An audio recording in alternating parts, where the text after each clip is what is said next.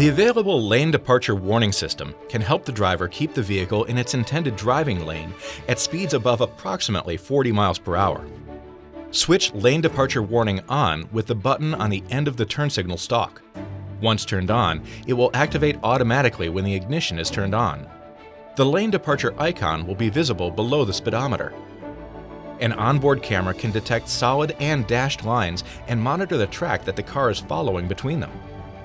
When lane departure warning is enabled, the steering wheel will correct direction slightly if the vehicle approaches a line without the turn signal being activated. If enabled in the MMI, the steering wheel will also vibrate. If a turn signal is activated, lane departure warning will not intervene unless side assist detects a car in the vehicle's blind spot.